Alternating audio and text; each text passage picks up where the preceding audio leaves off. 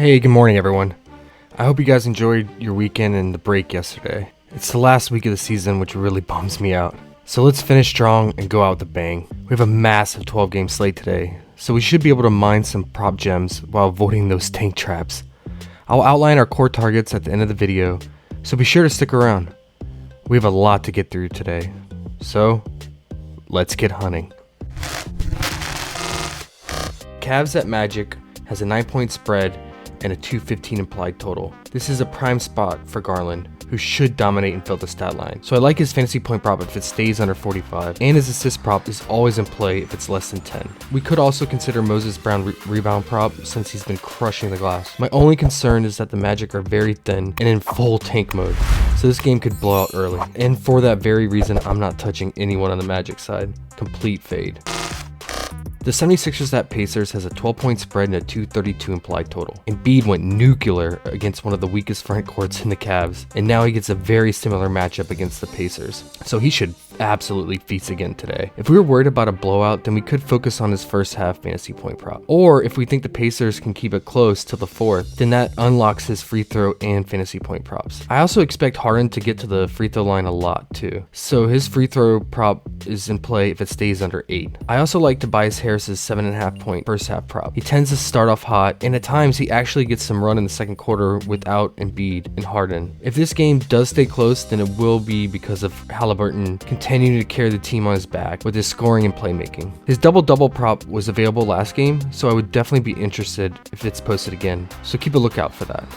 The Rockets at Nets has an 18-point spread with a 244 implied total. This game has the highest spread, which always makes me concerned, so first half props will be primary targets for the Nets. Andre Drummond is in a prime spot against the rookie Sengun and Garuba, and the Rockets allow the third most blocks, so his first half fantasy point prop will be a core target. Seth Curry is questionable and Dragic is out, so that's a big boost for Bruce Brown, and he should be able to fill the stat line and rack up stocks against the very giving Rockets. And same goes for KD as always. Again, the Rockets are top 3 in steals and blocks allowed. Teams have been following the Rockets' desire to chuck threes, so I like Kyrie's 3-point prop because he could get this done in just 2 to 3 quarters, especially if Seth Curry is out. The Rockets are also allowing the 4th most free throw attempts, and Kyrie is a foul magnet, so his free throw prop is in play if it stays under 6. Jalen Green and Tate just both foul at a very high rate. The Rockets should be trailing for majority of the game, so look for them to live from the 3-point line all night. Thus, we could go right back to Jalen Green's 3-point prop if it becomes available. It tends to come and go. He is on fire from 3 though, and he is on a historic run, as he actually is the first rookie since Allen Iverson to score 30 plus points in 4 consecutive games. Iverson's record is 6 straight games, so does he try to beat it in the last 3 remaining games? We'll have to see. But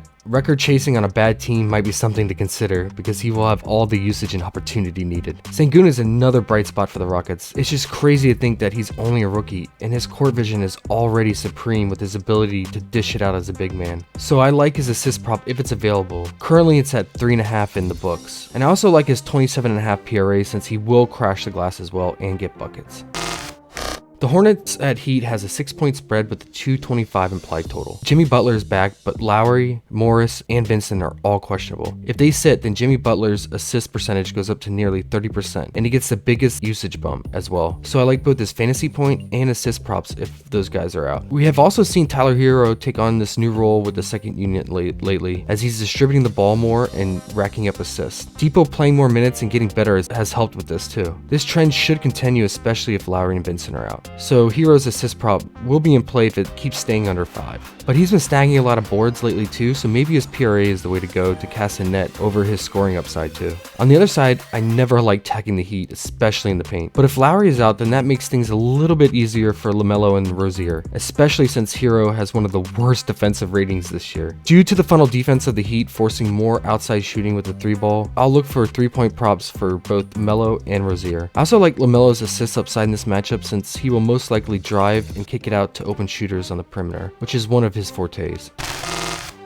The HawksRaptors has a 4-point spread with a 226 implied total. The Hawks are fighting to stay in the 7 or 8 seed, while the Raptors could move up to the 5th seed ahead of the Bulls. So both teams have something to play for, which is rare in this slate. This is a great matchup for the Raptors, especially for VanVleet, who has great history against them. In the last 3 games this season, VanVleet finished with 42, 44, and 42 fantasy points. So he could go right back to his fantasy point prop again, especially if it's less than 40. I might also consider his assist prop, especially if OG returns, which adds a wing threat to make those corner threes off his passes. In those 3 previous matchups, VanVleet had 9, 11, and 11 assists. Although it's always risky targeting Raptors assist props since they switch off ball handling duties randomly throughout games. This is also a great spot for Siakam, especially if OG is out again. We could target his point prop and pair it with VanVleet's assist prop for positive correlation. And his fantasy point prop is in play too, since he can fill the stat line. On the other side, Trae Young is on an absolute heater, but this is a tough matchup, as we have seen Nick Nurse try to take out the hot hand with his box-and-1 defensive scheme. So if the Raptors do try to trap Trae, then we could target his assist prop, as he will look to find the open shooter. Trae went off for 64 fantasy points last month against the Raptors, so I do think Nurse will try to prevent this from happening again.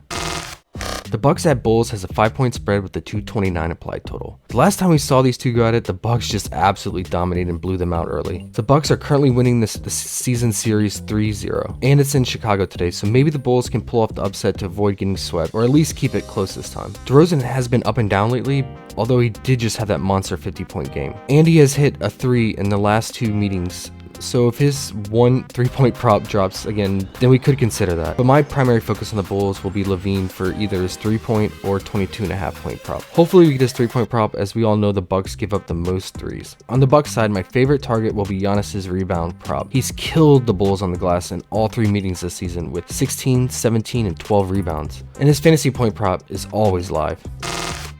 The Wizards at T-Wolves has an 11-point spread with a 234 implied total. Patrick Beverley and Beasley are both returning today, which makes the T-Wolves offense even more diluted. But the T-Wolves continue to lead the league in threes, so D'Lo's 3-point prop is in play if we get it. And the Wizards are giving up the 5th most points to centers over the last 15 games, so Cat's first half point or fantasy point props are live, especially with this high blowout risk. On the Wizards side, Porzingis has a lot of intriguing props, including his 2.5 assists. He continues to run the offense through the high post and pick and roll action, so more assist opportunities for him. I also like his free throw prop a lot against the very foul heavy T-Wolves, who are ranked 1st in most free throws allowed. His 22.5-point prop is also live since centers have been feasting against Cat lately. They are allowing the most points to centers over the last 8 games. Satoransky has been racking up the assists since joining the starting lineup, and he does not look to shoot. And this is a very fast-paced matchup, which will provide him with even more assist opportunities. So I could go back to his assist prop again if it stays at 7 or less. The Blazers at Thunder has a 4-point spread with a 223 implied total. We get Tank Bowl Part 2, and that last matchup did not disappoint. As you all know, I'm very excited for this one.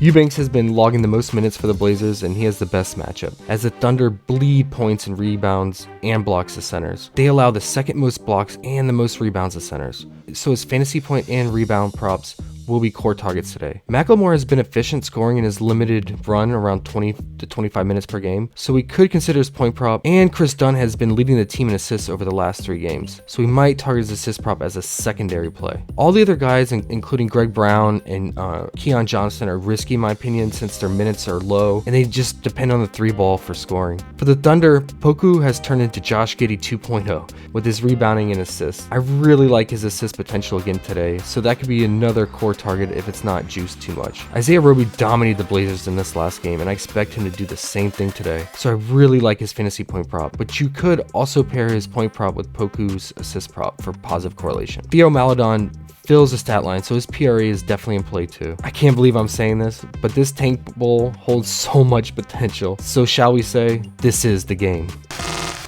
The Spurs at Nuggets has a 7-point spread with a 235 implied total. Unfortunately, DeJounte is out today. I really wanted to play him, but maybe we can target Trey Jones for his fantasy point upside, since he will rack up steals and fill the stat line too. We have attacked the Nuggets all season long with point guards. Keldon Johnson's usage should go up again, and he will chuck it from 3, especially if they're trailing the whole game. So we could target his point or 3-point prop. Pirtle will have to step it up in DeJounte's absence, and Lendl is out, but we do have to worry about Zach Collins eating into his minutes, although he could get into foul trouble with Jokic since he can't keep his hands to himself usually. So I do like Pirtle's point prop if it's around 14 to 15. On the Nuggets side, we know what to do. Just load up on Jokic, especially his fantasy point prop, which he continues to crush, and he gets a very favorable matchup today. Another secondary plays to consider would be Bones Highland's point prop and Monte Morris's assist prop as well, but Jokic will be the primary focus.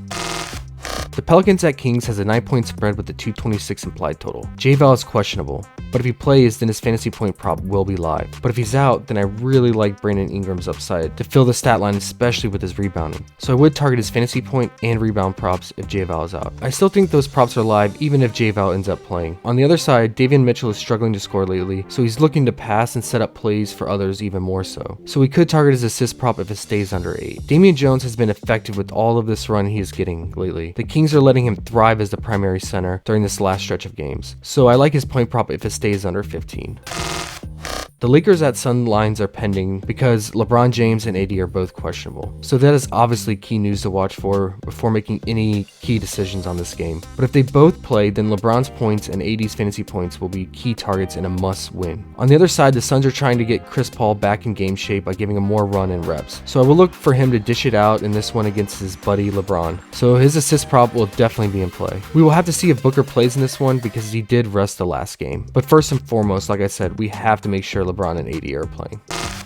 So let's recap our favorite targets. First, Andre Drummond, first half fantasy points. Second, Embiid, first half point or fantasy point. Third, Bruce Brown, first half fantasy point. Fourth, Drew Eubanks, fantasy point. And fifth, Poku assist. And lastly, Van Vliet's fantasy point. This slate is huge, so we should be able to find some edge in key targets. But like I said, we have to avoid those traps from tanking teams that could randomly rest guys out of the blue. Let's start the final week strong. Please leave a comment below and let us know what you think of this slate and what your favorite targets are that we might have missed. And please hit that like button, it really helps and we always appreciate it. Also subscribe if you're not part of the Run DFS team yet. We will break this slate down further in our live stream starting at 2 p.m. Eastern today. So definitely come join us on this prop mining adventure.